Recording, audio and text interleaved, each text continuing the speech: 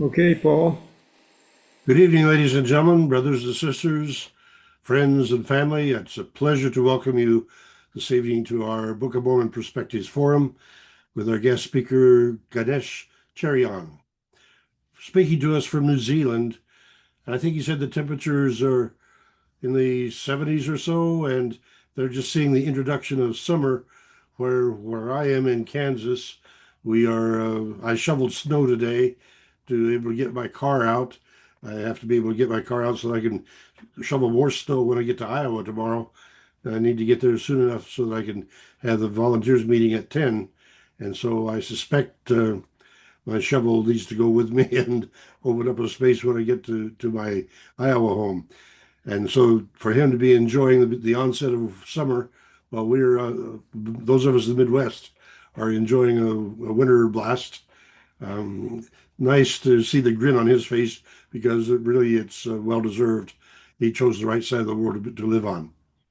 And my understanding is that New Zealand is one of the more beautiful places in the world. The pictures I've seen of it make it look one of the most inviting places. It's on my bucket list to visit, and I anticipate one of these days being able to do that.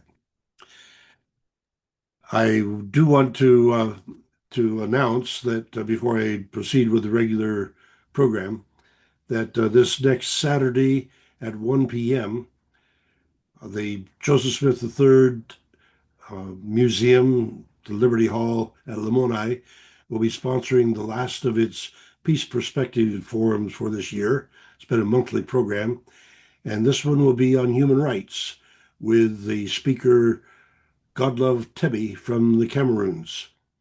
Mr. Tebby, or he's becoming Dr. Tebby, he's a doctoral candidate at UMKC, comes from the Cameroons and from a small village which he's been unable to visit for a decade or so because the government under the dictator Paul Biya has clamped down on anybody that's English speaking. The government is fundamentally French, Francophone, and the Anglophones are not being given equal rights. And Mr. Tebby has not been able to return home to his home village for about a decade because it's too dangerous. He would be arrested, kidnapped. The jeopardy for people who have tried that has been serious. And so he has an inside view on human rights that I think will come across. So I'd like to invite you to tune in on this same link for Robert Cook is our link sponsor on the Peace Perspectives Forum as well. And then, of course, on Sunday afternoon, we'll be having our Christmas tea at the Joseph Smith III house. And any of you that are in the area certainly be welcome to come for that as well. But now to this evening. It is my pleasure to welcome our guest speaker this evening, Ganesh Cherian. Let me share the screen, and I think I can give you his picture, although you can see him on the big screen now. And We got it, Paul. slideshow We're there. seeing his picture. There you go. All right. He is a former LDS bishop whose culture and tribe in New Zealand has South Indian roots, where St. Thomas is buried. He has an Armenian name, Cherian, which is combining Christian heritage. That is, he has got close to Mother Teresa, but he has a name of a Hindu deity. He was born near Nepal. His father drove a bus while his mom taught in New Zealand. The Book of Mormon validated him as a Christian, a Nephi type, who now has written a topical biography of Joseph Smith, the architect of Mormonism. He shows tensions between the book and his church and is with us to explain. I met him at the John Whitmer Association this year and found a kindred spirit. And I welcome Ganesh to this program and ask for him your best questions and comments. I'm confident we're in for a delightful presentation because his book has charmed me. He will talk about it a bit, but there's so many issues related to it that I'm confident you will find fascinating as well. But let us pray together to get started. O God of all mankind, of all the multitude of kingdoms, the spaces within and without, we bow in respect to appreciate your creations built upon faith, your genius, and your word. We come together on Zoom from far parts of our world in the magic of modern technology to discuss the mystery of our history, the scriptures, and what, by careful listening, we have heard. And we find your love is constant. Ours is not. Your faithfulness far beyond the catastrophes we have wrought. So we bow to acknowledge your kindness, your generosity to let us use and abuse your creation and each other. Even when you have made it so clear that the eternal promise is only good when we remember to love each person as our sister and our brother. This evening, we anticipate the blessing of sharing the words of Brother Ganesh Cherian, the result of a cross-cultural marriage, the kind of offspring frowned upon in tradition, yet capable of building bridges, withstanding criticism, facing an uncertain future with courage. And since we stand on the threshold of an uncertain future, in a world poised for disparity, conflict, and war, we appeal to you, the Prince of Peace, to guide us, walk beside us, teach us the language and culture of peace, that we can be with you evermore. And as we share together, reasoning in respect, in love, seeking truth from your creation in every masterpiece we see, in the orchestration of the universe we only in part have heard, we appeal for your spirit to meet with us, blessing our presenter and all participants with fresh and growing insights into your awesome creations, all masterpieces of your word. We supplicate in the name of Jesus, our Prince of Peace. Amen. All right, Ganesh, we commonly offer the presenter a chance to determine whether he wants to present the whole presentation he's prepared and then take questions and answers, or if you want to allow people to interrupt you to grab your attention and insert a question or comment as you're proceeding. You have that choice, please. Oh, I'm happy for people to chime in, um, and I'll try and leave a lot of time at the end for questions so that we can discuss as much as possible.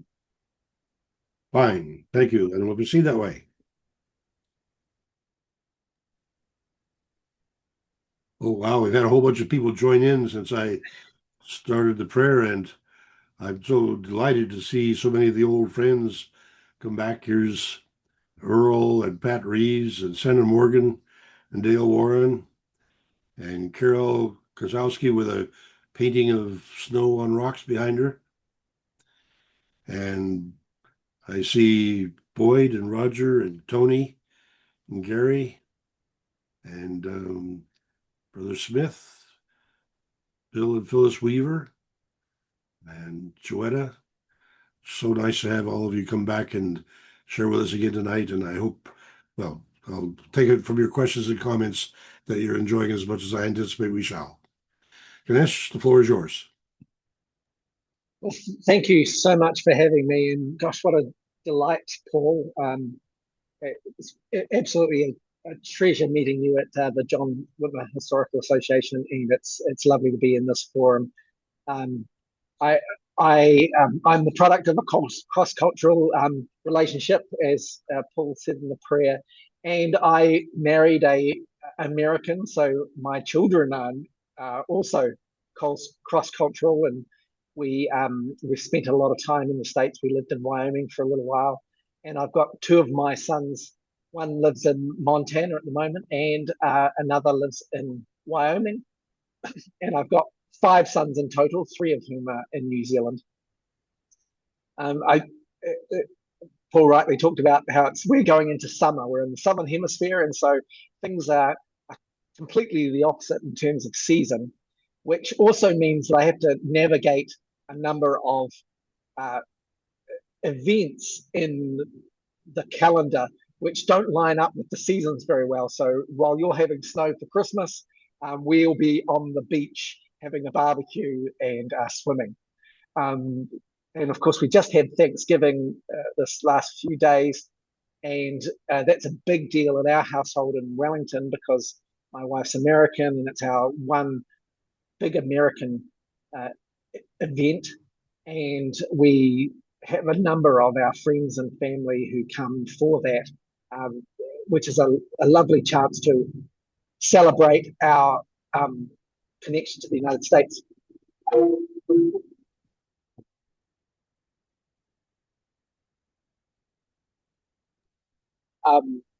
One of the other parts of that is that that means that I've had to transverse the world, look from a distance at America, but also the beginnings of my faith and its genesis in the early 19th century. But also, in traveling and in living in both countries has helped me to see things from an outsider point of view and an insider point of view, and hopefully get some understandings that otherwise it's difficult to do. So that's part and parcel of doing the book is looking at ideas, some from a distance, some from internally, and being able to translate that into hopefully some really lovely understandings of the world that provide some insight. So my book is this one here, Joseph Smith, the Architect of Mormonism, and as Paul rightly pointed out, it's a topical biography. So I've got a bit of a presentation that I'll go through, but as I said, just if you have any questions along the way, absolutely engage. I'm much better at answering questions than I am about giving presentations. So I've just started off with the book title. And just in terms of the book, you can, if you're interested, you can buy it on Amazon. There's a bit of a blurb there, and it really tries to look intensely at Joseph Smith's life, but instead of a chronological look, it's a topical look. So looking at the various thoughts in the early 19th century, how they track through his life and into the church, and how that changes over time. Just to give you a kind of an idea of some of the key things, the book is thick. Gosh, it's a big weight. It's 605 pages. There's 45 topical chapters. There's 5 sections, and they start from very wide understandings of Joseph's 19th century world through to quite specific ones. So it tracks through from a settler worldview, Native American understandings, theology, privilege and prejudice, and then folk magic. And then I also talk about some of the underlying ideologies that Joseph has that comes out in the ways that he approaches the world. There are 1,350 historical references, and most of them are from the Joseph Smith papers.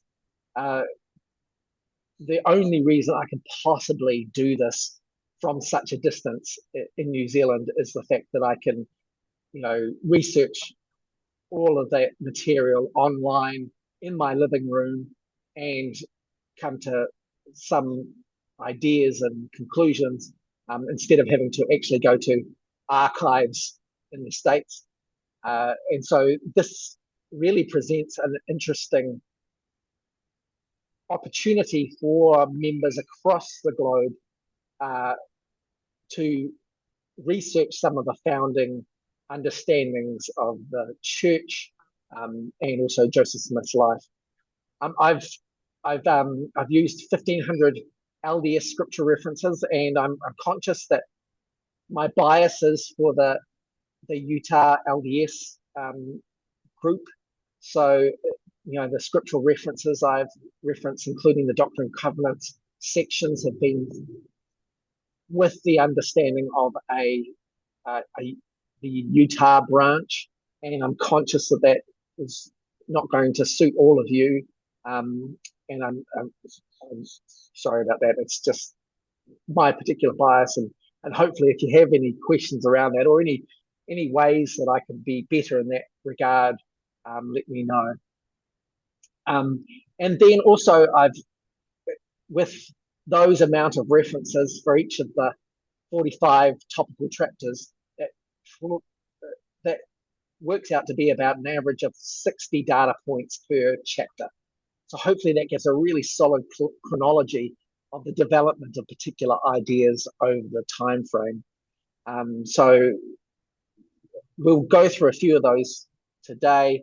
I'll try to keep it light because there's so much we could possibly talk about, and I'm really interested in the kinds of things that you might be more connected to. If I had to think about some insights that I think my book gives, I think that one is that most Mormons, and certainly in the diaspora, just know so little about Joseph, particularly the Utah branch. There's a real heroism that's given to Joseph, which obscures his real life. One of the things I found as I was doing this research, and it really started with an idea of comparing the Book of Mormon to what the events and practices of the church were in Nauvoo, and that's the two big data points in the book.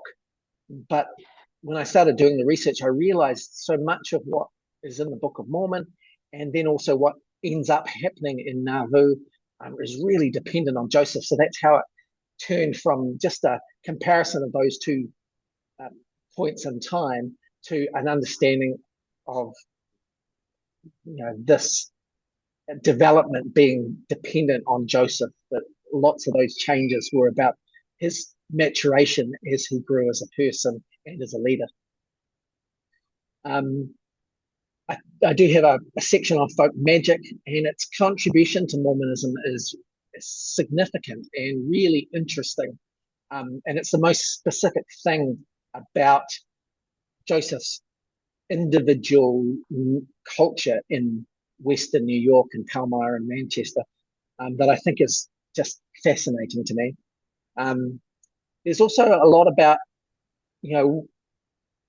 how Joseph died and the kinds of pushback that he was getting in Nauvoo that tell us a little bit about, how things had changed in his life and also in the church. And it's just, quite a big deal, how he died and some of the reasons. And when I was doing the chapters in these 45 topics, I try and show a different reason that people were upset with Joseph and how that expressed through his death, which is fascinating. We'll talk about that a little bit later.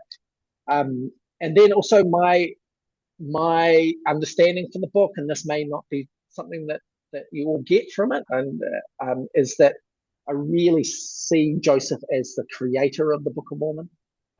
It's really tied to him so significantly, and maybe you'll have some questions about that later as we go through. Brother Ganesh, if I may jump in, and yes, absolutely. The observation that you have this magic factor strikes me as being particularly interesting because in my archaeology, I find that the LDS people that have come to participate in the archaeological investigations frequently want to use the divining strategy, the folk magic strategy, for determining Right. where you should dig. And so, Oh, that is fantastic. That is fascinating and fantastic. so yeah, I mean, I'm intrigued that I've encountered that at Hansville, Nauvoo, virtually, yeah, those, and it's even come to me at Joseph Smith the Third House that people think that the divining rod is the way to find the site. Wow.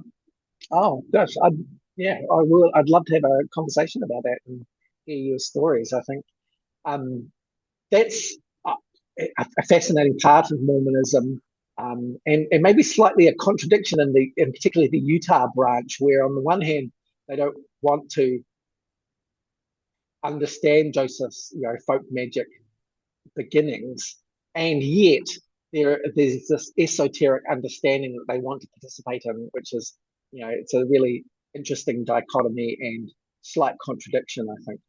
But maybe we're all like that. We like the magical. We want it to make sense, and so there's a little bit of tension between those 2 points.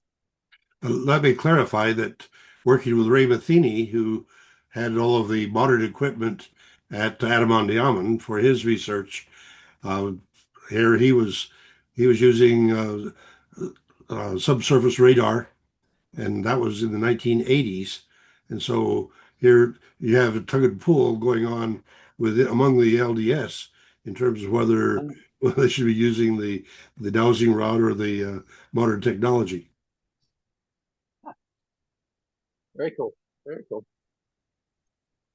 Um, uh, my my research, I guess, has in the culmination to this book has really um, made me believe, and certainly that's the theme that or the thesis I'm trying to prove in the book, is that Mormonism is Joseph and Joseph is Mormonism.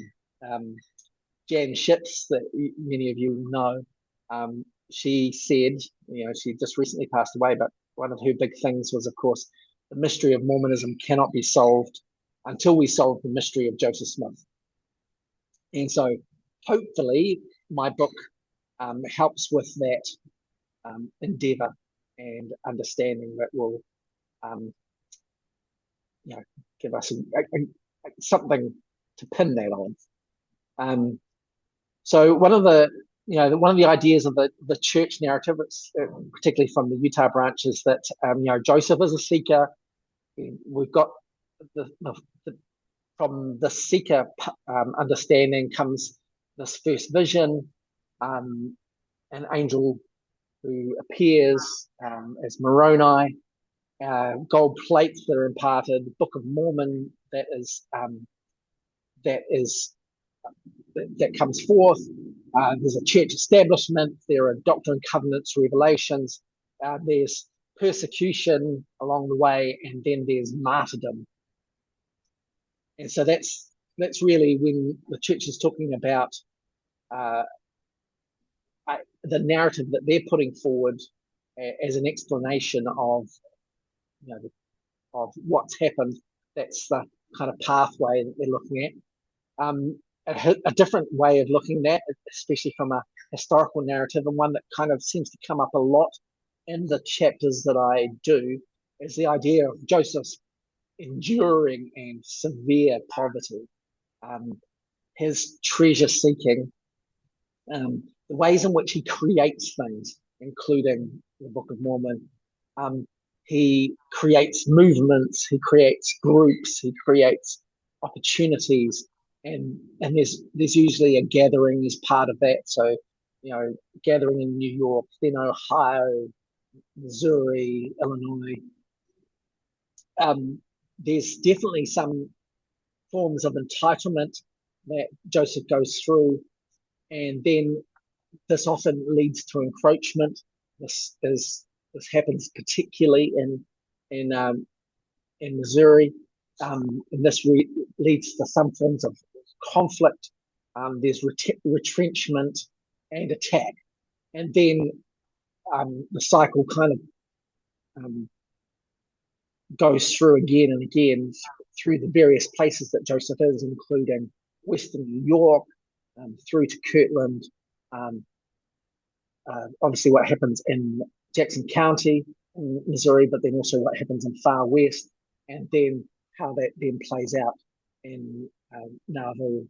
So those are ways in which I kind of seek to look at what's happening and attach data points and particularly chronology.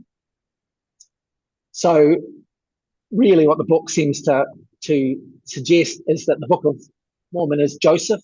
It's his ideas, his feelings, his thoughts, his concerns, his worries, his ideology, his hopes of a young man at 23 years old. And then Nauvoo, by the time of his death, he's a leader, both spiritually as a church leader, military as the lieutenant general. He's the city mayor. He's the registrar of deeds. He's the prophet. He's everything. And so Nauvoo is really just a big expression of who he is by the time that he's 38 years old. And many of you will have read biographies of Joseph. I've just put up a few here. We were talking earlier about John Turner's new book, which fortunate for me has come out at the same time as mine. And John Turner and I have become quite close and collaborated on a couple of things, which has been really lovely. His book is brilliant, and certainly it's taken into account the Joseph Smith papers, and hopefully our two books complement each other and giving a version of Joseph that is full and real. Ganesh, may I intrude again? I would like, yes, you sure. just showed a picture of Joseph in uniform standing at the corner of Main and Water in Nauvoo. Do you have a source for that picture? Yes, so that's the that is actually a lithograph, and that it's called Joseph's Last Stand. It's in the Church History Library, but the actual print is owned and it is in the house of Richard Turley. I know this because Richard Turley and I are good friends, and I've stayed with him on many times in my time in Utah. And when he left the Church History Department, they gave him the original. So it's in his study. He gave me permission to include it in the book. It's fascinating that there is a difference between the portrayal in this lithograph and the painting by Campbell that appears to show the east end of the mansion house extended with the later addition. And this does not show it on there. And so the question of whether that well room and the room over the entry into the basement was there in 1844 remains an open question. Yes. Gosh, that's very brilliant, Paul. I had not noticed that at all. Locke Mackay and I have a disagreement on that one because he sees the painting as evidence that building had been added. I read that when they carried the bodies around by the well, that the building couldn't have been there because they wouldn't have carried the bodies around by the well. They would have carried around by the well house. But since the historical note says they carried the bodies around by the well, I don't think that eastern extension was there until afterwards. And this lithograph supports my position. So I'm very delighted to see it. Thank you. That's brilliant, Paul. Love it. Love it.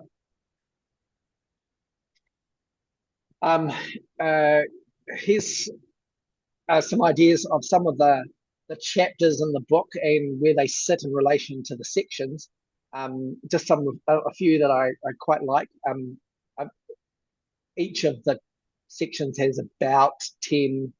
The theology one's really large, the Pope Management one's small, but some of the 5 kind of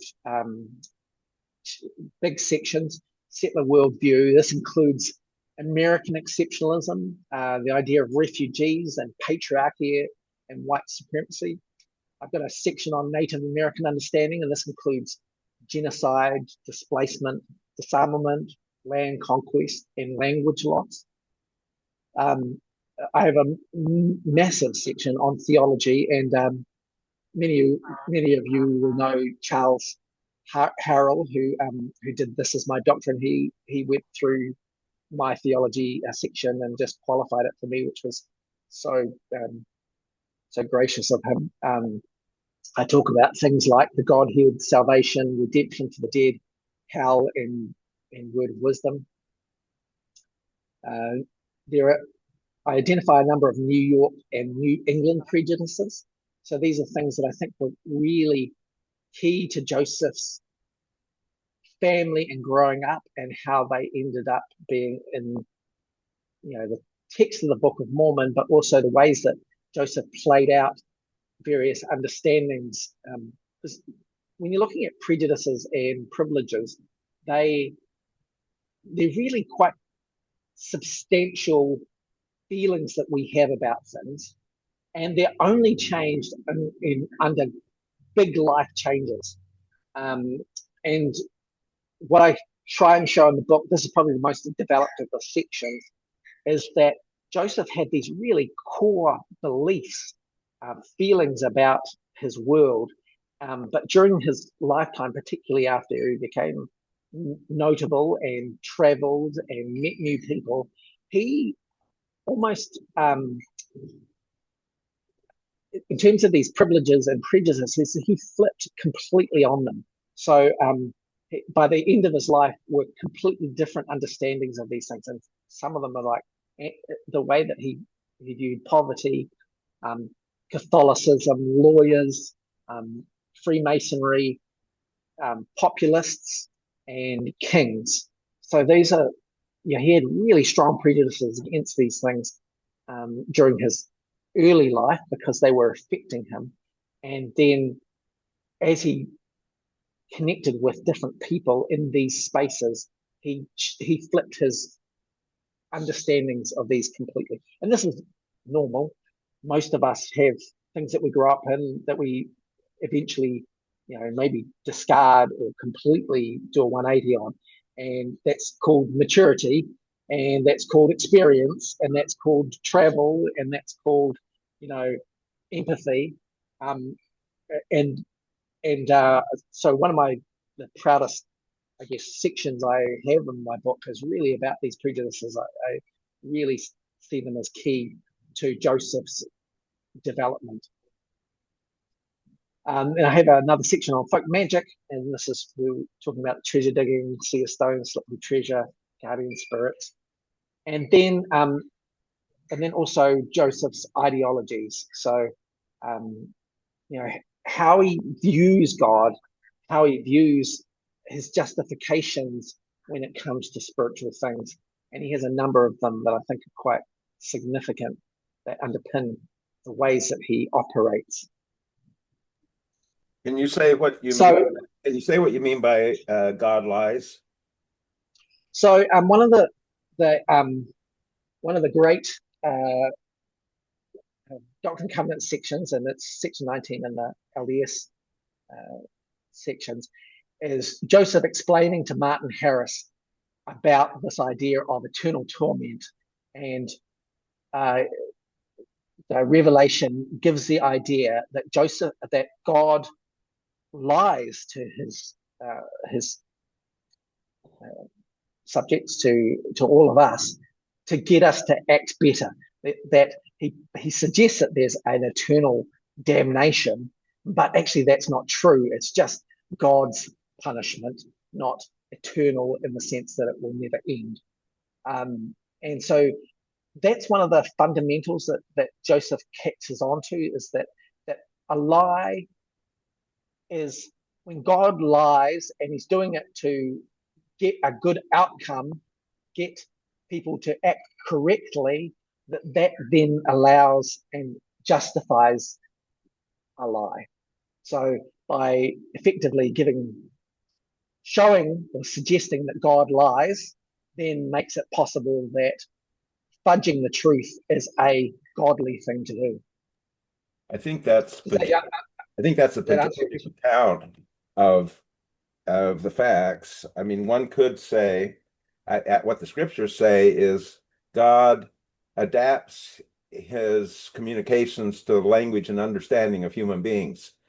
So, uh, so like God is portrayed as being vengeful and so forth. And if everybody understands what from a childhood that you get punished by adults and so on. So anyway, I think you can give a less pejorative description of the same facts there.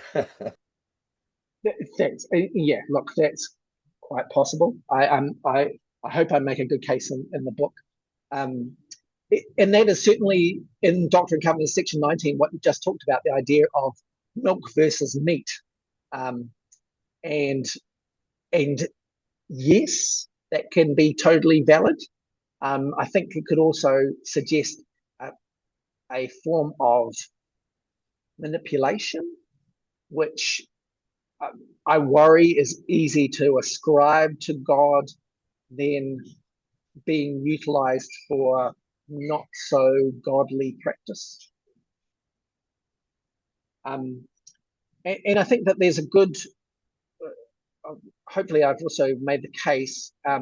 One of the reasons that we have that particular section is that Joseph is, well, Joseph via God, or God via Joseph, depending on how you might look at it, is trying to suggest that reconcile for Martin a difference in what's being written in the Book of Mormon as opposed to Martin's universal beliefs, and convince him that he needs to fund the printing of the Book of Mormon. And so it's a very interesting dilemma with the idea that it suggests a pattern of coercion, and also the idea that God might be okay with coercion, or that he might engineer coercion into the functionality. And that's a real wrestle. I think that we need to. I think that's a real wrestle that Joseph engaged in. You know, when is force okay, and when is influence? When does influence become intimidation? Those kinds of understandings. What point does the end justify the means, and is that okay? That's a real wrestle. I think that Joseph wrestled with that the whole of his life, and hopefully I've displayed that through the text of the book. I wondered as I read Ganesh that you did not use the Adamantiaman illustration as part of that end being justifying the means, that Joseph was placing at the Garden of Eden in Missouri when the Tigris and Euphrates are very difficult to make fit there. Right. I hadn't considered that, Paul. I was thinking more of the fact that, well, if I'm thinking about Joseph being the author or the creator rather than God, to me, Adamantiaman became a mechanism to move the inheritance of Missouri through to, of course, north to Davis County, when the original inheritance had been in Jackson County, and so there was a way to change the location and the emphasis and allegiance of people in that particular area. So, interesting idea. I have to think about that some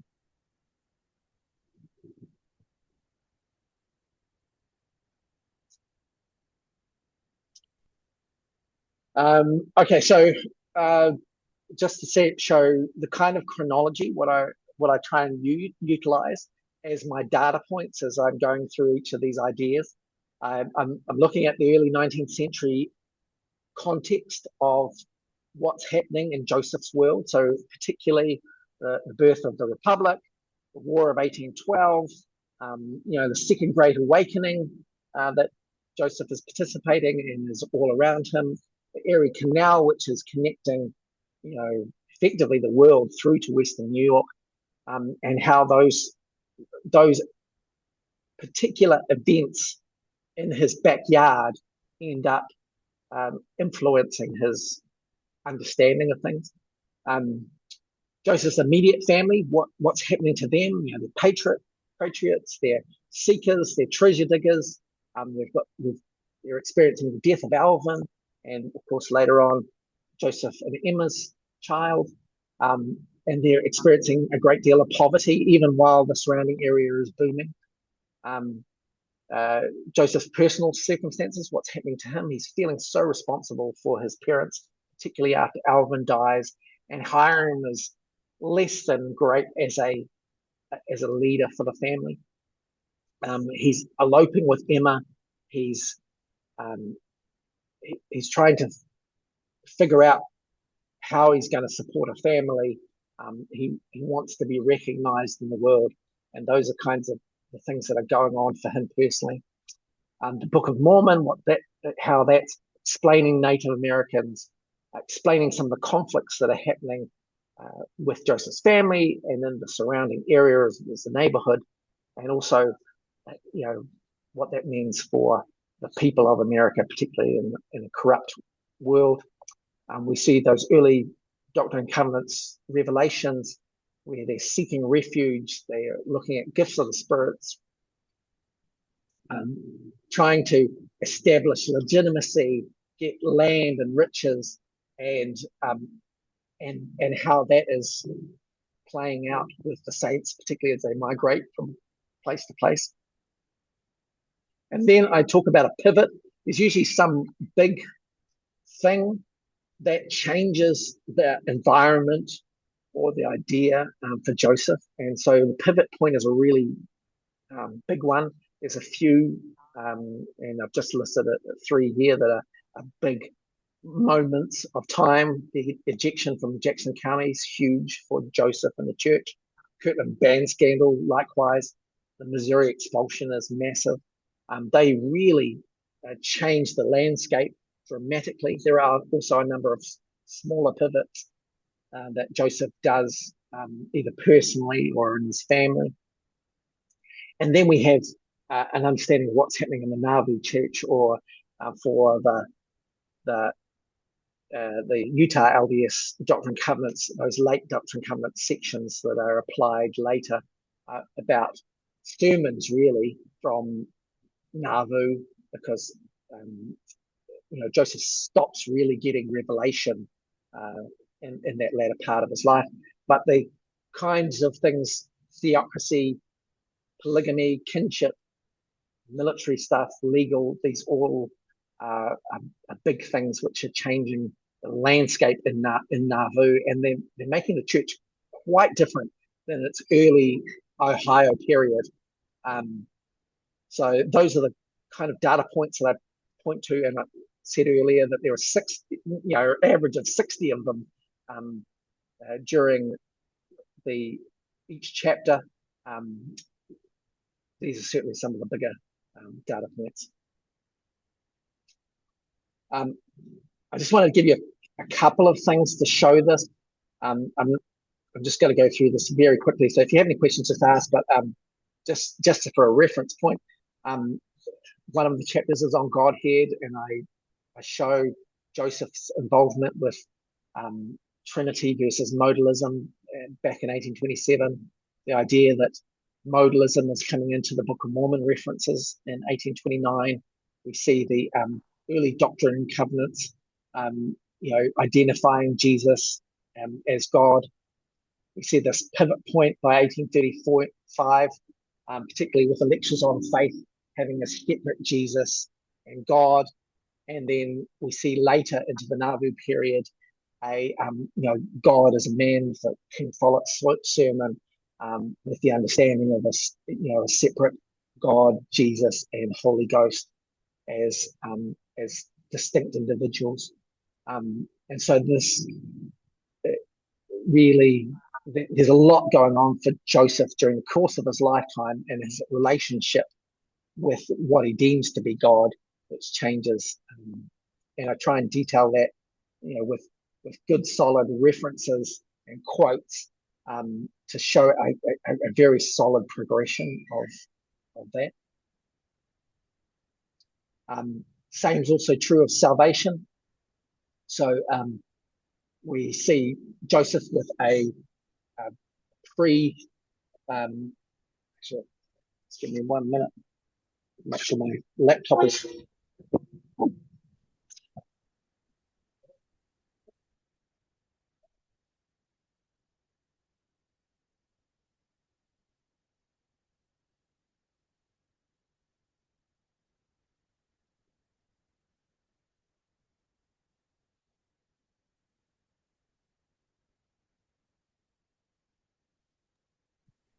So same thing's also true with salvation. We see that Joseph Smith has a lot of confusion about salvation, the revivals of his time period. We see in the Book of Mormon there's a very simplistic salvation narrative in the Book of Mormon. The baptism becomes a big part of that as the Book of Mormon progresses in time. It's a huge part of the beginnings of the church, that you're going to actually physically be baptized into this new church. There's quite a lot of disaffection in Ohio and through into Missouri, which suggests that you can lose your salvation through excommunication. And then in the latter part of Nauvoo, we see this idea of a higher heaven or the celestial kingdom being segmented. And so you end up having an exaltation narrative, not just a salvation narrative, that you can be like God. So that, again, is another, just a progression in Joseph's understanding about what salvific needs there are as it goes along. And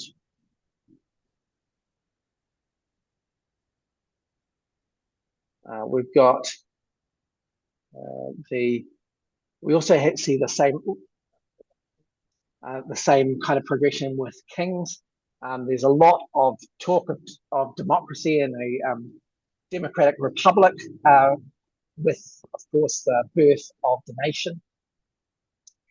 And then we have, in the Book of Mormon, a number of cautionary tales with regard to corrupt kings, and the idea that a democracy, judges, these are a better way of doing things. The early Doctrine and Covenants gives that same kind of measure in terms of common consent. And then we see a real pivot point by Missouri, where Joseph is enacting a form of, was getting rid of those checks and balances, and he's, the first presidency acting independent of checks and balances. And then we see by 1844, with the Council of 15 Minutes, Joseph being crowned king. So that's a really big change. Quick question on the corrupt kings. Sure.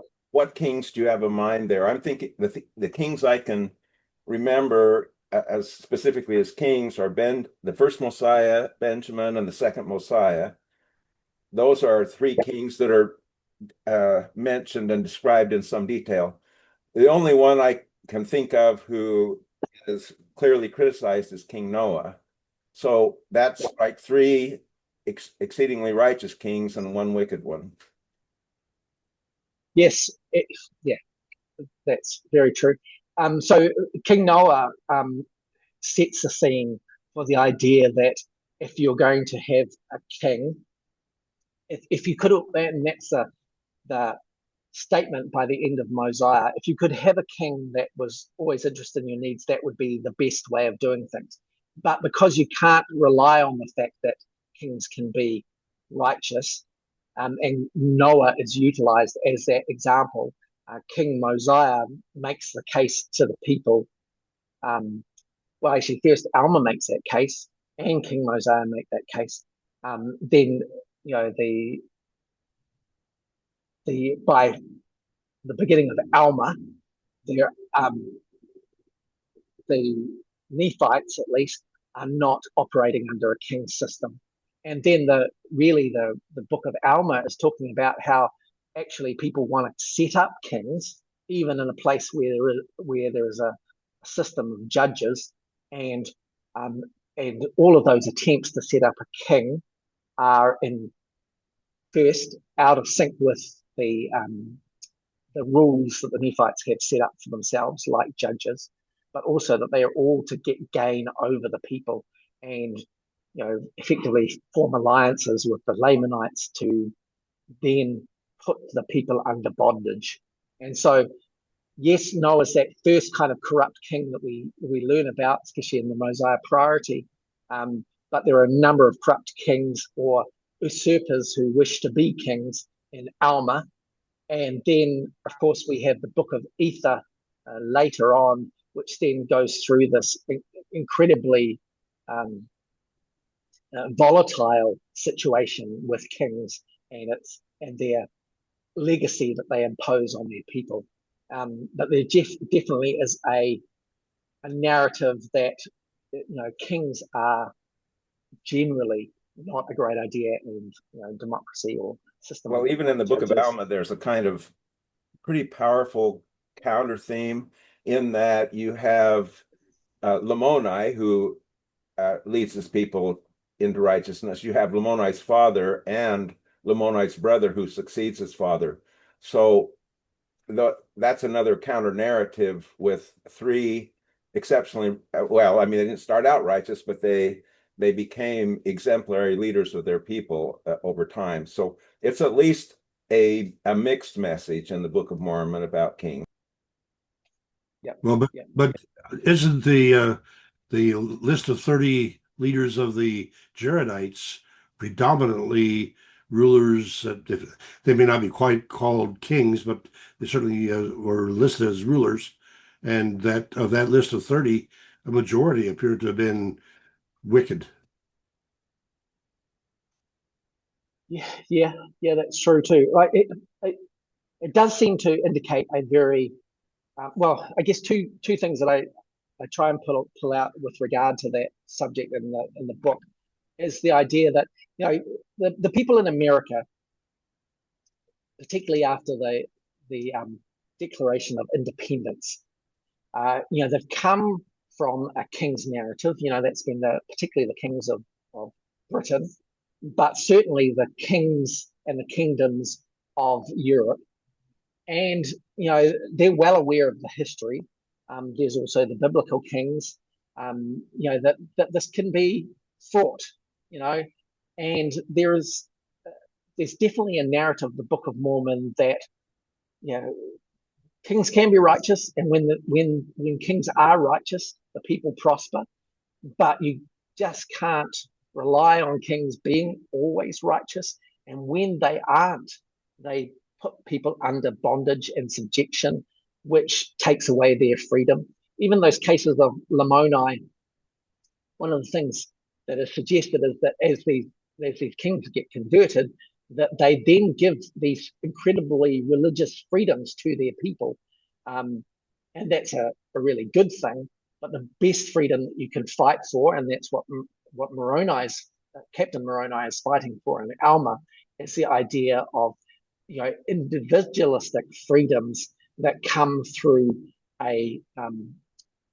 through not being subject to kings, and that becomes a major narrative of the battles of the end of Alma and into Helaman. But I guess the reality too is that Joseph becomes a king, and he's justifying it on the basis in 1844 that the American Republic has failed. Democracy has not yielded this great freedom.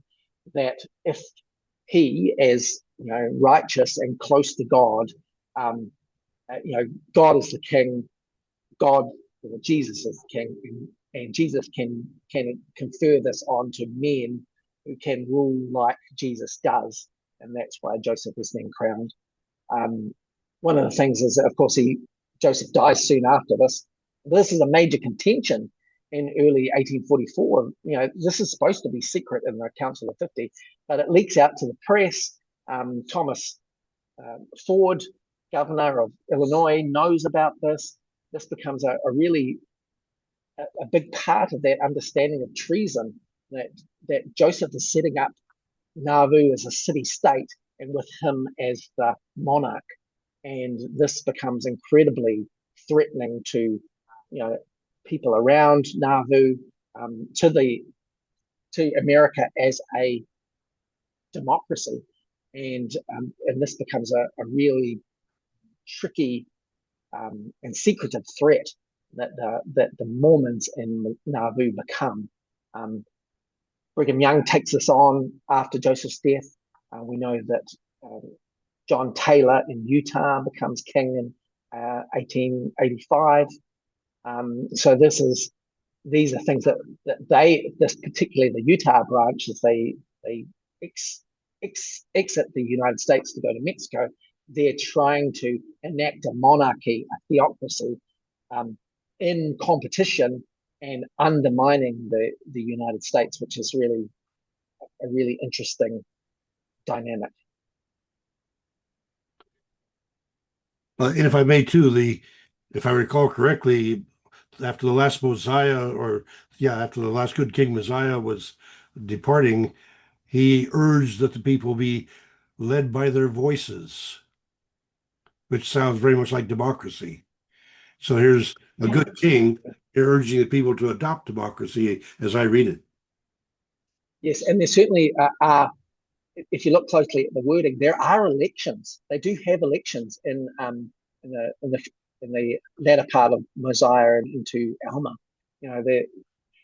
This is a democratic republic that's happening in the text, which is validating the 19th century understanding of such a thing in the Americas.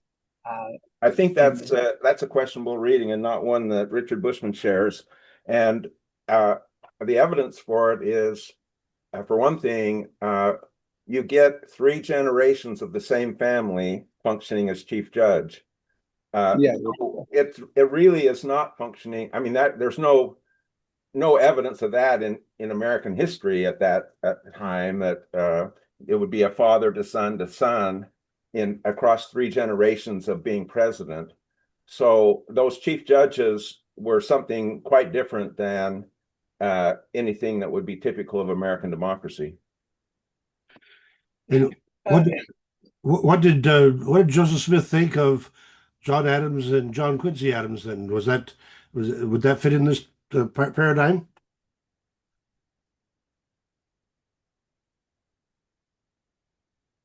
I don't know what he thought of them, but that certainly is an interesting idea. Certainly, we've seen presidents, more recently, presidents of the United States, being father and son, and legacies of presidential candidates. But I do agree that the judges scenario in Alma certainly looks more like a monarchy that gets passed from father to son than it does look like a democracy where there's a clear idea that there are independent candidates, and I guess you have to think that at this particular point in time, which is even in 1830, this is less than 50 years of the Republic. This is certainly still an open question about how the Republic will operate. So, yeah, I think there's a lot to be said of the Book of Mormon mirroring the concerns, the actions and the ideas of what a republic is in comparison to a monarchy. And those questions weren't even really settled at that particular time. George Washington, people expected and wanted him to be the king. One of the things that he did was to serve 2 terms and make that a precedent for US presidents, that they would be constrained by that period of time. But there was, for lots of, and particularly the Federalists, right up through to the War of 1812, they wanted more connection to British monarchies. They suggested, Frederick, Prince of Prussia, to come and be the US king. These kinds of things. Effectively, the Federalist Party were kingmen, when other people were free men, and these are the kinds of things that are going on in the early republic, which are really mirrored in the Book of Mormon. Even Captain Moroni, the types of things that he's saying about the republic, about fighting against kings, those are the same things that George Washington said in his letters, particularly to Canada, suggesting fighting for the Declaration of Independence. So there's a lot of crossover.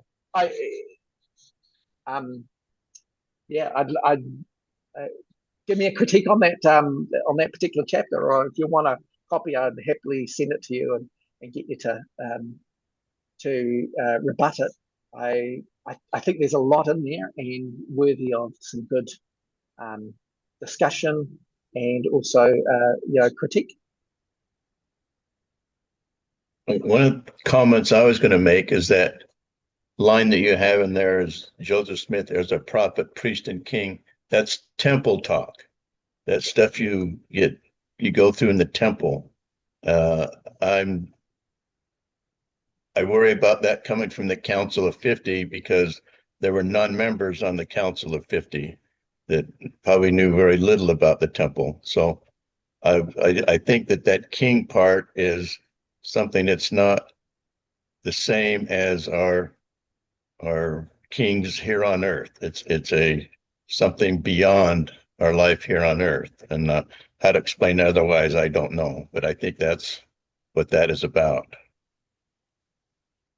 Yes, that's certainly a reading, and I think I haven't, and in this particular side, I've only given a part of that particular excerpt of the Council of 50 Minutes, and they go on to talking about setting up a theocracy, which again is, there were certainly enough people in that room who believed that this was a declaration of monarchy, and that they were setting up a theocracy aside from the United States, that they absolutely understood this to be treason. And there's enough things in the Council of 50 Minutes and expressions from those on the council that they understood this to be a political appointment. It was also a religious appointment. I wouldn't, not saying that it's not. It's just that it's not just it's not just a religious, esoteric idea. It's a real political space. They even did a constitution, which is also in the Council of 50 Minutes. They were setting up a nation state, and Joseph was the head of that. He was, as I recall, the chief judge, however. Nonetheless, when you look at Robert Flanders' Kingdom on the Mississippi, that I think was the pivotal initial history that emphasized that kingship. Apparently, private anointing in the Mansion House in 1843 that leaked out and became so controversial. So yeah, it's really a very fascinating uh, combination. And the contrast that you raise between what the Book of Mormon recommends and what Joseph Smith lived through is striking. Yes, well, I hope so, and I try to do this with lots of examples. So, but yes, please, if there are some ways to see it differently, let's do it. I'm just going to move on because I want to make sure that we've got plenty of time for other questions. Um, this is just the idea of folk magic underpinning the church, which is a big section of the last section in the book. The idea that and Paul was talking about the divining rods. We've got Joseph Smith Jr., of course, his seer stone that we're well aware of. But we've got Joseph Smith Sr. also using seer stones and divining rods and having visions throughout his life. Martin Harris having visions. Oliver Cowdery having a divining rod. We know about that from those sections in the Doctrine and Covenants. Lesser known is the idea that that Oliver Cowdery received revelation in June of 1829, giving the Articles and Covenants of the Church. This is then utilized for the basis of what is in the Utah Doctrine and Covenants, the Articles of which Doctrine and Covenants 20, which is the beginning, effectively, constitution of the church. We've got David Whitmer had a seer stone, and Hiram Page had a seer stone. I've got a photo of their seer stones here that Lachlan Mackay had sent to me after I met him. And then we also know that Hiram Page used his seer stone to get revelations on Zion, and of course that was shut down by Joseph, and that understanding is in the Revelations too, and that's in the Utah branch, Doctrine and Covenants, section 28. We know from Quinn that this Hiram Smith's family passed down the magic parchments that they had as part of their treasure digging. So there's a photo of those up in the top corner. Curious that the Whitmer seer stones look very much like pectorals of the Native Americans. Yes, and actually, when we were talking to Lachlan Mackay about that, Thomas Murphy had talked to him after they had the Community of Christ had sold these seer stones to a private buyer, and then Thomas Murphy had contacted Lachlan and said, "Look, these are actually Native American artifacts." And Lachlan said that if he had known or understood that prior, he would never have sold them. They shouldn't have really. You're absolutely right. Sorry. David Denning has his hand up. Others of us have been interrupting, and so David, I suppose you have that same prerogative. Well, I put my hand up so I would not interrupt. If I may, well, I have a lot of notes here, but when you talked at the very beginning about Joseph and the first vision, can you clarify what the first vision was? Very good question. So I'll go back to Godhead. So when I go, I don't have a chapter on the first vision, but I do have a chapter on Godhead, and I slot in the first vision accounts in the chronology so that you can see them against the other aspects of Joseph's development with regard to his understanding of God. And we certainly see that in 1829, the Book of Mormon references are really about modalism, the idea that God operates in different modes. He operates as the Father. He operates as Jesus. He operates as the Holy Ghost. And this is the way that God changes between modes to accomplish those various interactions with humans. And when you slot in Joseph's 1832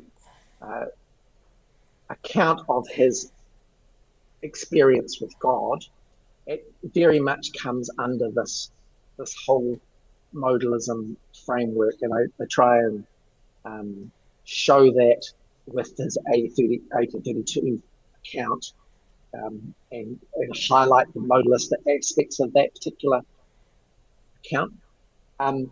What is the first? So, and I do that again for the 1835 first vision account and for the 1838 first vision accounts. So hopefully I can show a progression of Joseph's understanding of God and the nature of God. In saying that, Joseph obviously had some form of spiritual experience that changed his heart, that made him more spiritually attuned, and was quite significant in his life. I mean, when I look at his account of the angel prior to the plate, that looks a lot more like a treasure guardian, and so I talk about that in the book. But Joseph's encounter with deity seems to me to actually have happened after his son dies in 1828. He loses the manuscript that he's worked on with Martin Harris, and he has been kicked out of the Methodist Church in a Harmony, where Emma's cousins object to him attending. And it seems to me the Book of Mormon,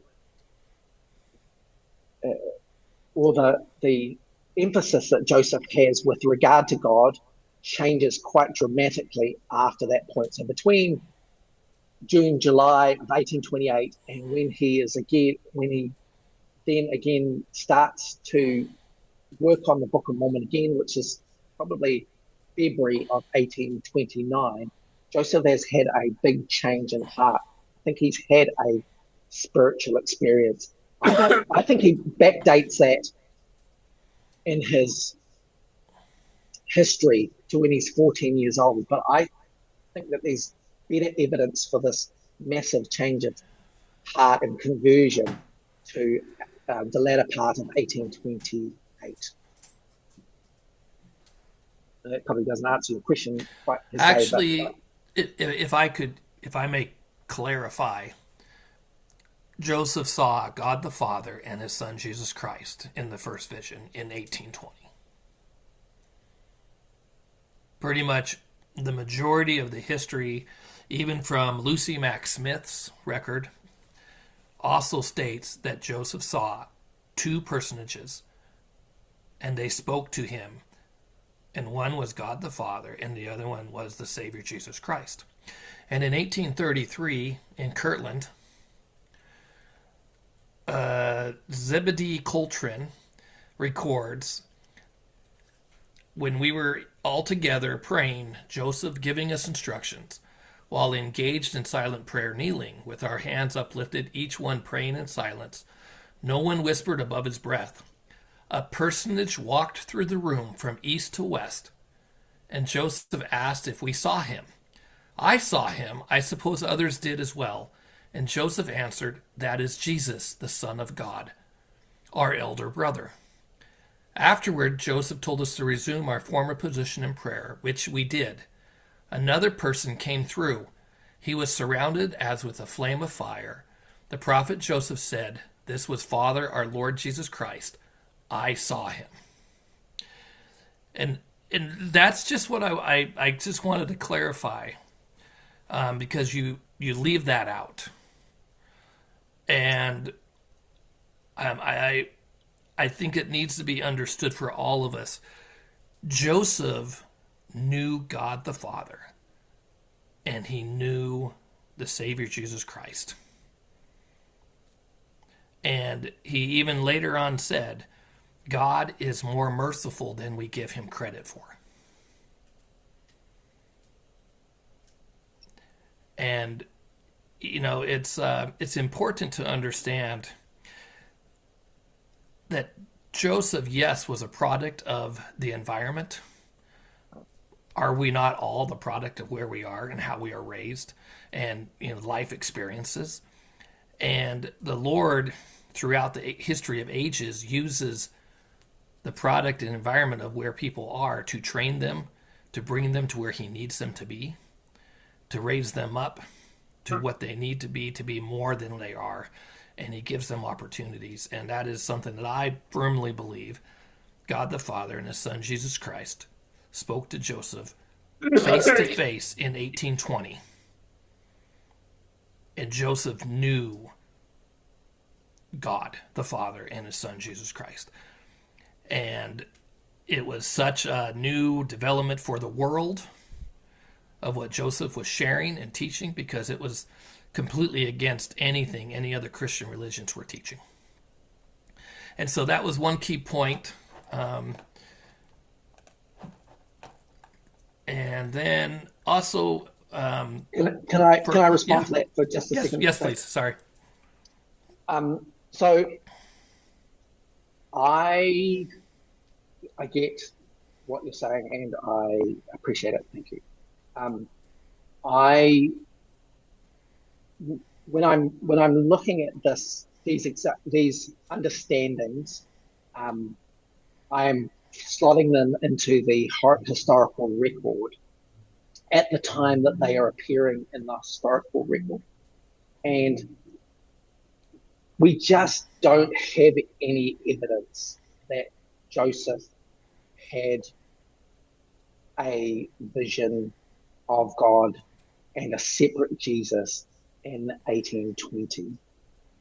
Now, that can be for a number of reasons. One, Joseph didn't write anything down, before 1828, so we just don't have anything in his particular, in any way from that contemporary space to be able to tell. Maybe he'd had, and he certainly expressed later that he had these experiences when he was young, but that when they were written down, they were much later in the time frame, and we could take his word for it, which is a big evidence, but we also can look at what he's saying when and how it fits into what is going on around him. And Godhead one is one that I work a lot on,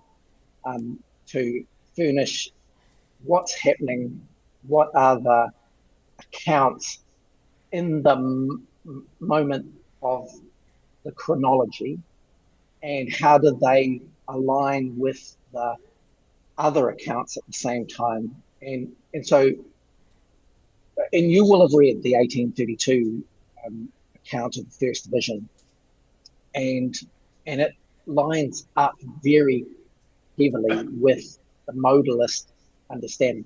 Even Joseph's revelations in the same time frame, they sometimes begin with God the Father and they end with Jesus Christ, like in the same revelation, because Joseph is seeing a modalist God. He's seeing God expressed as the Father in one instance and the Son in another instance, even in the same space of time.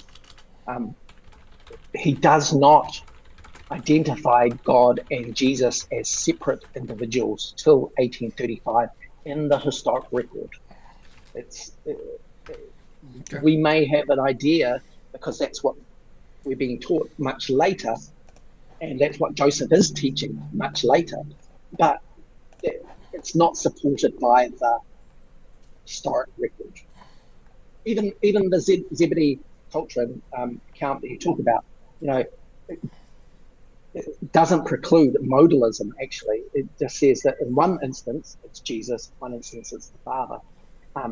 It's not that Jesus and God appear separately and they're identified as such, not until 1838.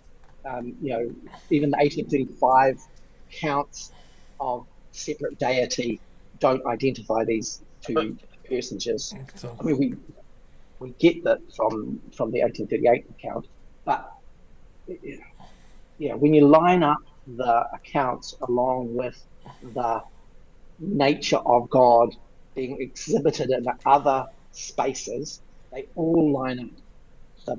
The right. 1832 account lines up with the modalism of the Book of Mormon. Joseph changes the Book of Mormon in 1837 to separate Jesus and God by saying that things like Mary is the mother of the Son of God, whereas the 1830 version of the Book of Mormon says Mary is the mother of God.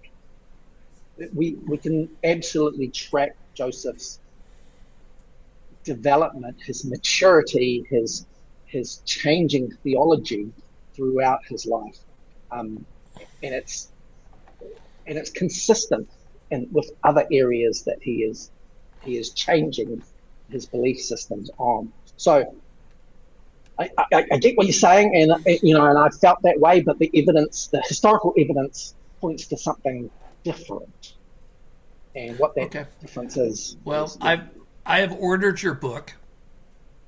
I will read your book when I get it, and you and I will have a conversation. Yeah, absolutely. Hold my feet to the fire. Absolutely. Your feet will be held to the fire in a most loving way possible. And because I would love, I look forward to the day you and I can break bread together in person. Now, Paul, I'm going to talk to you about the lithograph real quick because you said you had a disagreement with Locke. Yes. You're both wrong. Because the lithograph painting that you referred to was drawn in 1888 by a John Hafen, who was born in 1856. No. I'm talking about the Campbell painting. Yes, that's what I'm talking about, is that painting. It talks about the lithograph of it. It was done by a John Hafen in 1888, who happened to be born in England, or Swiss. He was a Swiss-born American artist. And if you find something different than that, I would love to see it. But I'm saving both you and Locke much more headaches so you don't have to argue anymore. Because I love you guys so much. Well, thank you. I appreciate that, because if we can demonstrate that painting is, well, after the fact, then that reinforces the idea that the bodies were carried around by the well. No, it just reinforces that someone who probably had never been to Nauvoo drew it. Well, the accuracy of the roof of the stable beyond, the accuracy of the fence line and so forth, those are phenomena that suggest the person did see it. So, well, we'll have to look. I'll do some more research and find out. But I just wanted to let you know what I found is John Hafen was born in Switzerland in 1856, and he did that painting in 1888. I think I have that painting attributed, I believe it's to Robert Campbell. Well, you and I will also discuss on the side later on. Oh, delightful. So read together. So, Ganesh, please continue. I'm so sorry to interrupt. No, I'll wrap up, and that way anybody can ask questions, because I'm conscious of the time, and it'll be nice to have, spend the time. I just have the slide here for Joseph's multiple deaths. Obviously, he only died once. I'm not suggesting he died lots of times, but throughout the book, I attribute different reasons why he was having such a hard time in Nauvoo and why people were so upset with him. This included, the governor, Thomas Ford, nearby towns, neighboring states like Missouri and Iowa, and even the Green Mountain Boys in New England. Church leadership, including, of course, William Law, and also other Nauvoo citizens. And because Joseph was, by 1844, things were pretty chaotic in Nauvoo, and there were just a lot of accusations, but there were a lot of people, for multiple reasons, were upset with what was going on in the town. And then I just, in finishing, talking about the Book of Mormon and the ways that folk magic played into the creation of the Book of Mormon, I just wanted to suggest that that the Book of Mormon is not a book; it's a play. This is William Davis's work on visions in the seer stone. It's the Book of Mormon is a performance that is happening, and so that's why it's best read aloud, because it's just the way it's happening. So effectively, it's Joseph utilizing the environment as his stage. The hat and the rock, the seer stone are props. The scribe, particularly, and then also the other occupants of the house are the audience. These households are reading what is being recorded that day. They're listening to it that night.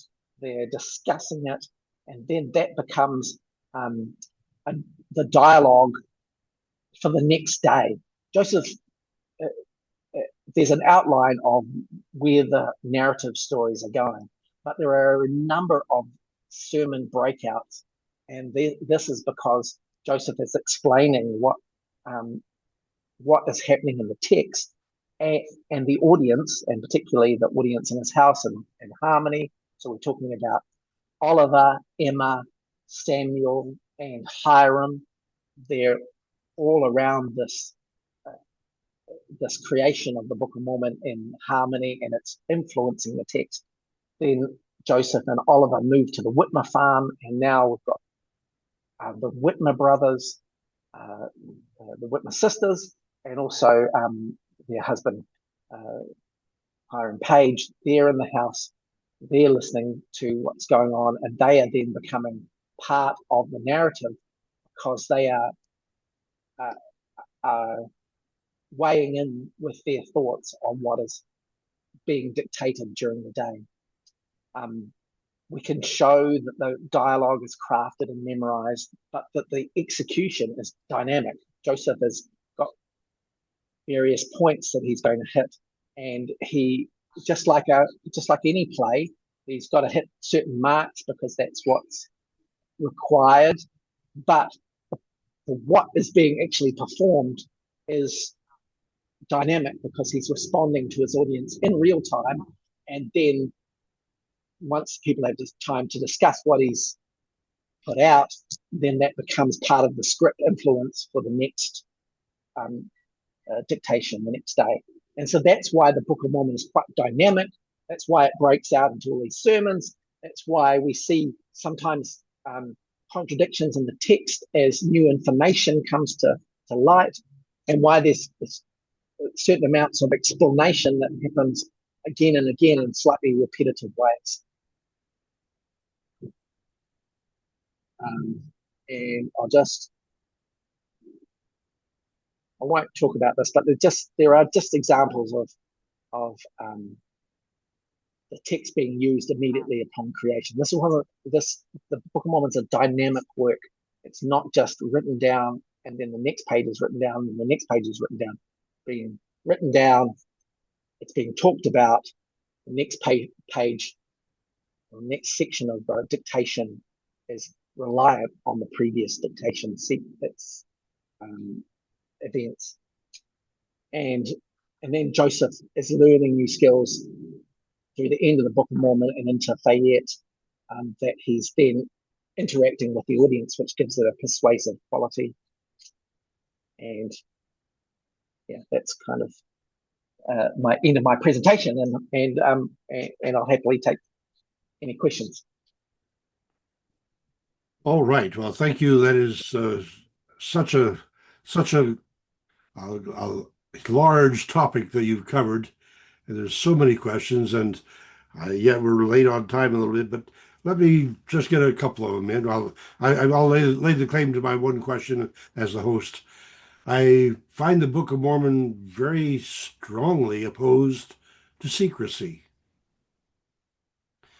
It belongs with the Gadianton robbers, does not belong with the Jesus believing saints. And yet Joseph Smith adopts Masonry and secrecy in the temple. Help me understand that. Yeah. Okay. So I have a great chapter on this too about Freemasonry, and yeah, we see the Book of Mormon really mirror the controversy around William Morgan's abduction and murder in 1826, and that coming to play in the Book of Mormon. One of the things I suggest in the book is that we don't see this idea of secret combinations till the end of Alma and into Helaman. That I think Joseph, if I'm thinking about Joseph as a creator of the Book of Mormon, I think that he has a script. The script is that the bad children of Lehi, the Lamanites, well, the Nephites get corrupted and they're annihilated, and this leaves the lesser corrupted Lamanites, which effectively explains why the Native Americans are in the Americas. But I think that the anti-secret combinations rhetoric that appears at the end of Alma and through into Helaman is a product of maybe Oliver Cowdery giving more weight to this understanding, and certainly the William Morgan scandal is really pressing on the American public, and particularly with Andrew Jackson being inaugurated in March of 1829. And so the Book of Mormon is very anti-secret combinations. Joseph, however, is from a Mason background. We know that his brother Hiram is a Mason, that his father likely was a Mason, and all of these Masons have kind of, stopped being Masons because publicly it's not a great idea, especially in the current political environment, and particularly not in Western New York. But then Joseph starts into the Ohio period of suggesting that people are not following him, and he needs some mechanism to enforce compliance. And this happens with the Grandison Mule affair in 1837. We see it again with the Danites in 1838 in Far West. And many of the things that the Danites are, they're providing loyalty to Joseph on the basis of some very similar Masonic death oaths. And so we see this into the historical record with Joseph at least by 1838. Joseph is not, again, at this point in time, there are not many Masonic lodges, but the threat of William Morgan and this existential threat of Freemasonry has long since passed. And so into Nauvoo, they're setting up a Mason, a Masonic lodge. Joseph is introduced to this by his brother Hiram and also his best friend John C. Bennett, and he and Sidney Rigdon are introduced to masonry and excel to master mason on the 14th and 15th of March 1842, and Joseph really sees for the first time these death oaths in practice, loyalty really. He sees it as a mechanism of loyalty, and he's already had these problems both in Ohio and then in Far West with acts of loyalty and trying to enforce them. I think he absolutely sees the Masons as a way that he can enact loyalty, particularly around his secret plural marriages, and this becomes the basis for Nauvoo. Really, Masonry thrives in Nauvoo. Most men join it. Joseph is a Mason the whole rest of his life. He develops a temple liturgy, endowment ceremony around the Masonic oaths that ensure this loyalty, and that's how things kind of change. So yeah, it's a big pivot. It's one of those massive pivots where the Book of Mormon talks about secret oath-bound societies, and by Nauvoo, Joseph is, has created one. We see in 1838,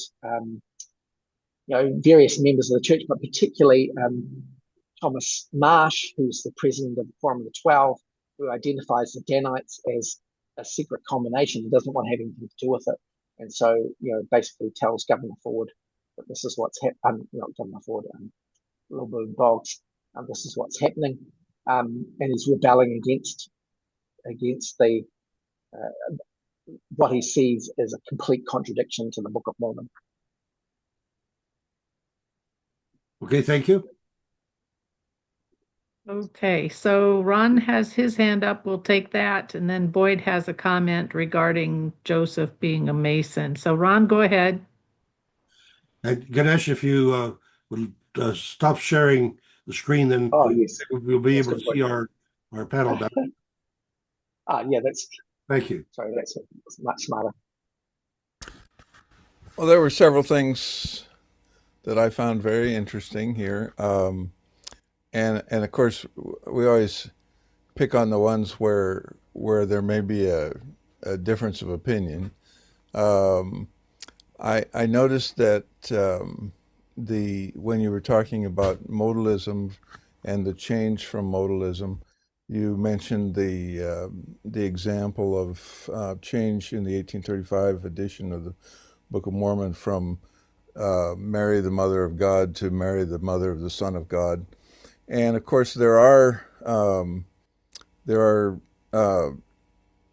more than one such change, but not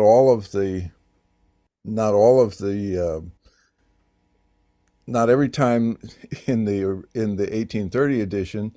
Sometimes it says Son of God, and sometimes it says God. And I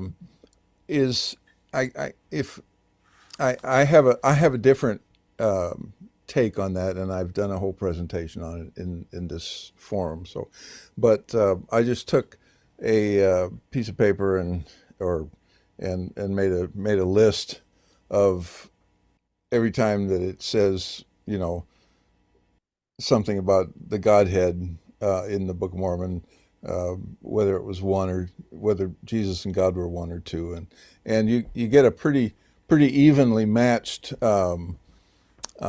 set of scriptures on both sides. So people tend to take one or the other, but I see you said, well, this was a change.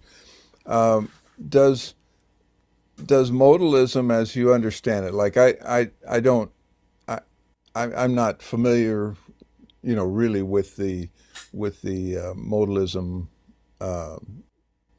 label on that. I mean, I think I understand it, but I'm not familiar with the label.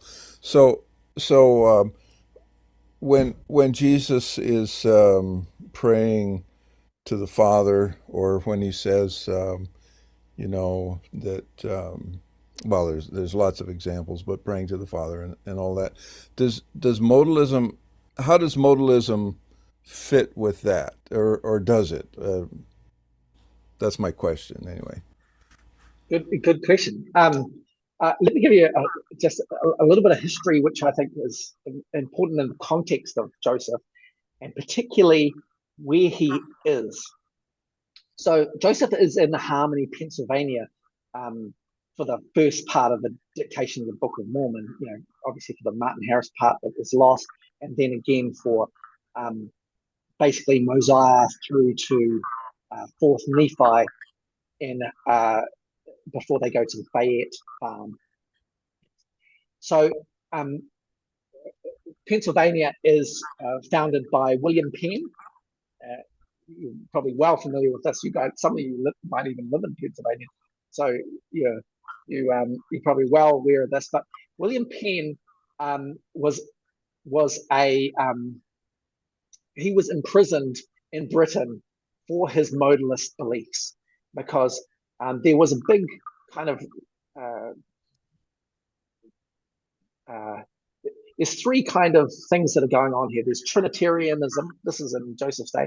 Trinitarianism, which is the idea that, you know, God is everything, and then there's modalism, which is the idea that God operates as the Father in one instance. He can change to the Son in another instance, and the Holy Ghost as well. So there's the idea that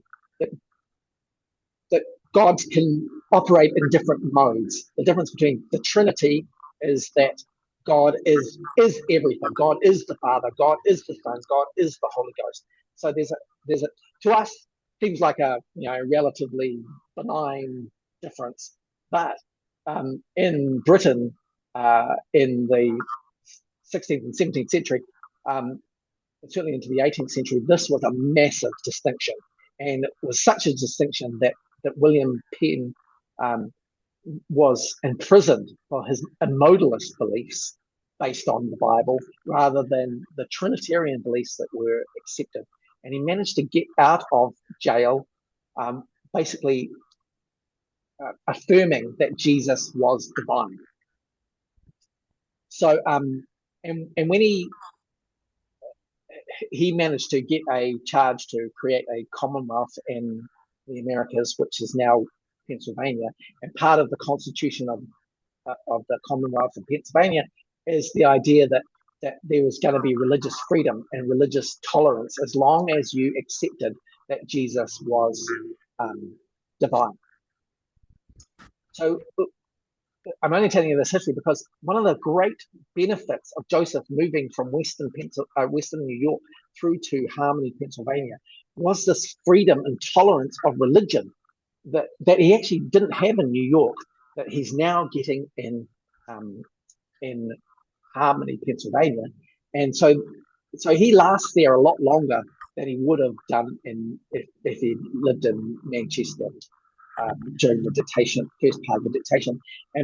And so part of the culture of Pennsylvania was this really deep understanding of modalism as something really valuable, because William Penn had effectively fought for it, and it was the basis of religious toleration in this particular area. It's kind of like knowing your particular founding father. The founding father of Pennsylvania is William Penn.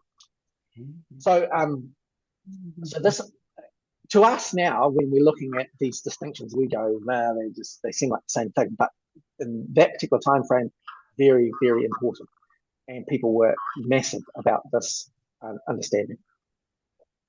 Am I still on? Yep. Okay.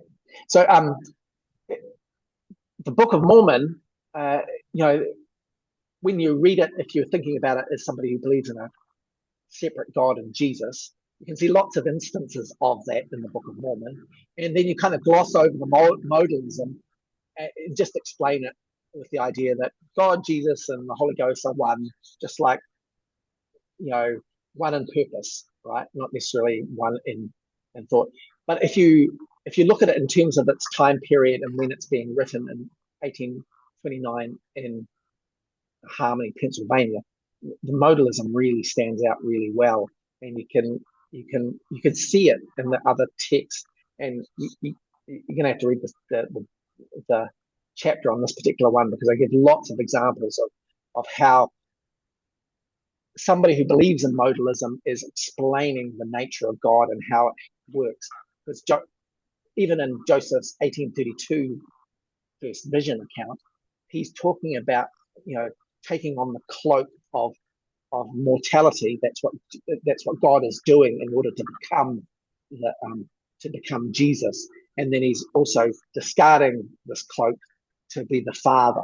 These are the ways that God transfers between these particular modes, and that's the distinction that's happening.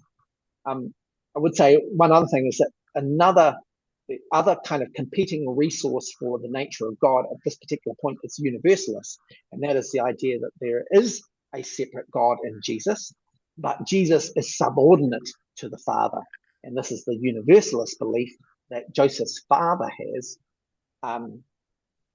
And Joseph's mother, who's now become a Presbyterian and that kind of Calvinist vein, she's adopted a kind of a Trinitarian mindset.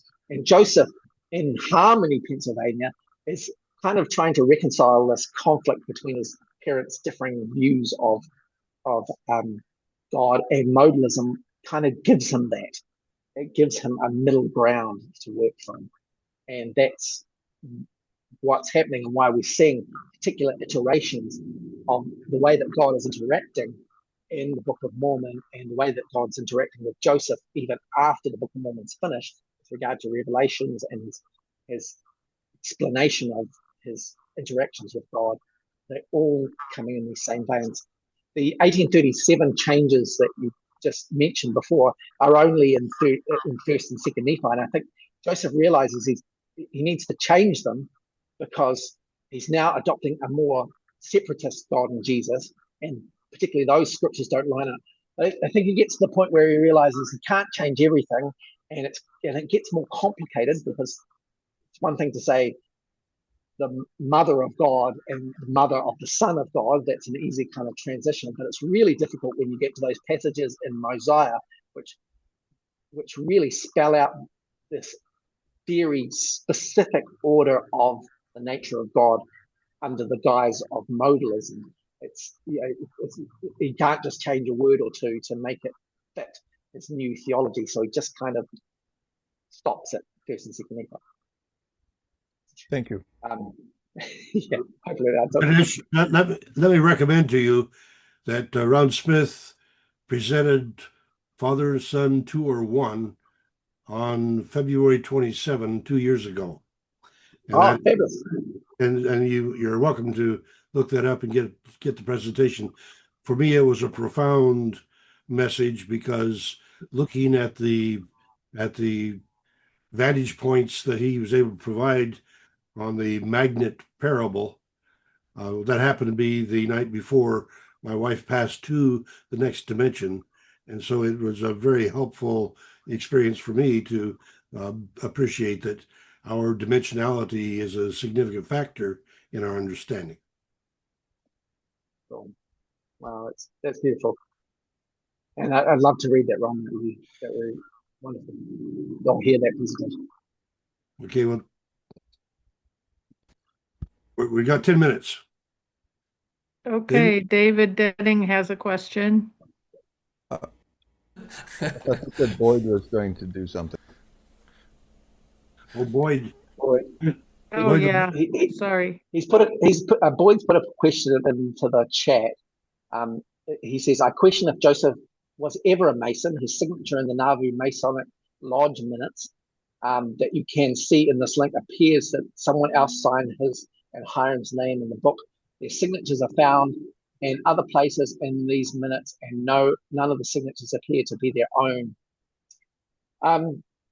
I guess if you're going to take that tact, Joseph talks about his Masonic allegiance throughout his journals. So you'd also have to suggest that somebody's backdating that information into Joseph's journals later. And that is a tact that lots of people do talk about, so it's not unusual. But there's certainly there's some good indicators that Joseph really valued Masonry the whole of his life, and certainly after he became a Mason, through to his end. While Brigham Young was a Mason, he didn't have a charter, and so the Brighamite branch in Utah didn't start Mason meetings, so they didn't have Masonic ritual as part of their history. But the temple liturgy became the default Masonic understanding. So I've got lots of evidence of Joseph's Masonic involvement in that Freemasonry chapter. It's worth going and having a look at. I hope that answers your question, Boyd. Yeah. Thank you for answering that.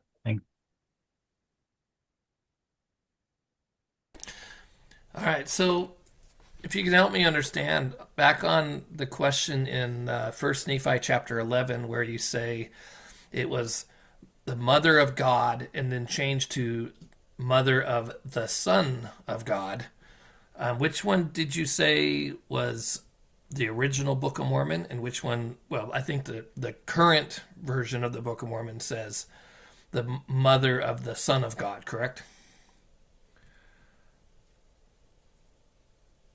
Yes, that's correct, David. So there's 4 examples in the first and second Nephi where they're changed to the son of, and those are inserted in the 1837 version of the Book of Mormon. So there's only one printing before that. That's the 1830 version. Because I'm looking at the Joseph Smith papers right now. And yes, it was inserted into the actual writing on the script. Mother of the Son of God. If I may share my screen. Let's see. Okay, is my screen being shared right now? No. No. Okay. We're back on Ganesh's screen. Oh, okay. Oh no, that's not my screen. So that is my screen. Okay. Oh, okay, well, we're back on the pectorals. Okay. Do you see this? Yes. Okay. So down here, this is the one in question, and this is from the Joseph Smith papers itself, where it says the mother of God. But then there's a little V with an arrow. Above it says the mother of the Son of God. So the corrections that they made, they tried to make it most correct based on the transcripts that were available. These were errors that were done in the original printing that were later on discovered when compared to the original transcripts. Are you saying that they were there in the 1830 manuscripts? Yes, that is they're correct. That they're not added in 1837, but the text is added because it was missed out when it was supposed to be. That is correct. This was a printer error, not a human error. Okay. Well, that's news to me, David, and I'm fascinated. And I will definitely go and check that out. And as I said, I look forward to reading your book. I really do, and we'll probably have a lot of fun discussions. Oh yeah, look, I am. Gosh, that's a really good find. If that's the case, I've not come across that before, and I'd love to, just qualify it and check with them. Okay. Now, just so you know, I am a third great grandson of the prophet Joseph Smith and his wife Emma. And that's very cool. Loch Mackay is literally one of my cousins. He's through Joseph Smith III, and I am through Alexander Hale Smith, who spent a lot of time in New Zealand and in Australia and in the South Pacific. And so I would love to talk to you more about that as well sometime. Oh, I'd love that. Those are beautiful connections, and it's always nice to feel like I'm part of church history down this part of the world. Well, I'll stop talking now. So, Thank you. I am going to try to get one final question in, if I may, then before 10 o'clock, and I am going to try to get to Iowa by 10 o'clock tomorrow morning. So therefore, that's my urgency. And Terry wants to get one in as well. All right, Terry, I yield to you.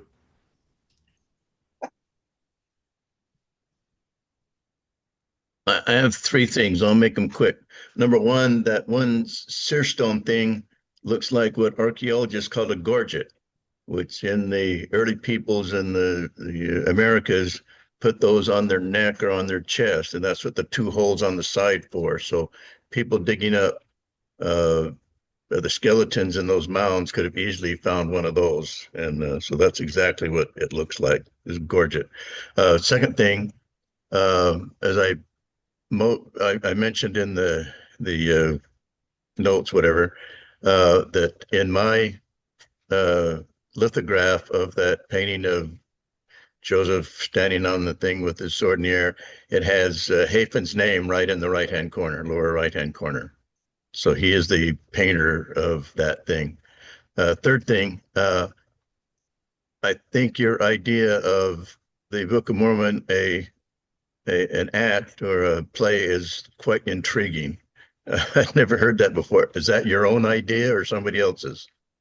So that's in William Davis's book, Visions in a Seer Stone, and he looked at the Book of Mormon as a performance, a piece of performance. You know, like the Book of Mormon's being performed, and he gives a number of reasons for that. It's a brilliant book, and it's groundbreaking and worth the read.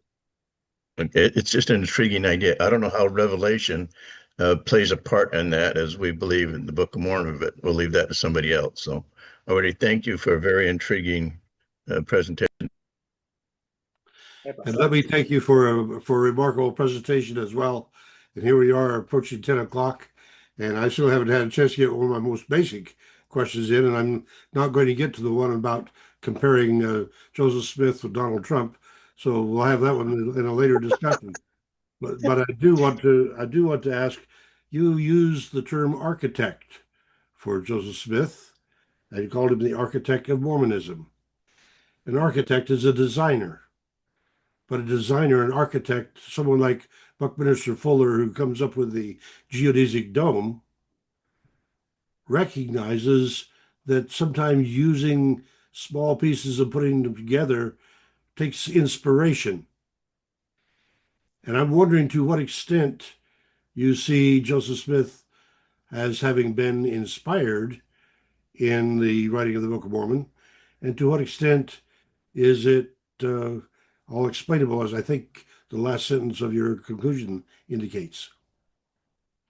It's a great question. I do think that everything that happened, you know, including the Book of Mormon, the church, you can explain it with regard to Joseph and what's happening to him in the moment. In relation to the idea of inspiration, I think that we all, or hopefully we all, feel like we have some higher purpose, that we're being guided and directed. And I certainly feel like that's what Joseph felt about himself. You know, like there's certainly bits that felt so miraculous to him that it felt like it was outside himself. He was being directed. He got fulfillment. He got confirmation that this was good, that this was right, that this was what God wanted. And I think that for the vast majority of his time, that's how he was interpreting what was going on with him. And I think, again, that's incredibly human. That's mature, right? That we're part of something great, and we're doing something good, hopefully inspired. and something that God wants us to do. And I think and feel like that's exactly what what Joseph felt about what was going on for him. There are some concerns though in that, and there are certainly some times, and I identify them in the book, that he seems to take some liberties, like as if God has now given him permission to do what he wants and play with it to see if it's right. And in those moments, he takes some entitlement and he does some things which harm the people around him. And occasionally he's self-aware to be able to go, no, that's probably not great, change. And other times he doubles down on that and suggests that, yes, that's exactly what God wants, and God has given me the mandate, so put up or leave. And so, yeah, he's a whole human being, and there are parts of his life that are incredible, feel very inspiring, feel magical and God linked. And there are other parts of his life that feel tricky, coercive, manipulative, entitled, and maybe even reckless. And that comes through with what's happening there too. He certainly feels like a whole human being, a whole complex human being that we probably all are, justifying a few things, doing amazing altruistic things, caring in ways that are profound, and also maybe allowing some liberties that are not really fair. But that's being a human, and that's being Joseph. Again, I thank you. It's been a marvelous presentation, and our participants, I'm confident will want to hear more from you. So please feel free to come back and share with us again. And in process, put peace into each other's hands, and like a treasure hold it, protect it like a candle flame, with tenderness enfold it. Put peace into each other's hands, with loving expectation. Be gentle in your words and ways, in touch with God's creation. Reach out in friendship, stay with faith, in touch with those around you. Put peace into each other's hands, the peace that sought and found you. Thank you all, a good night. May the good Lord bless you and give you peace. Thank you, Paul. Good night, all.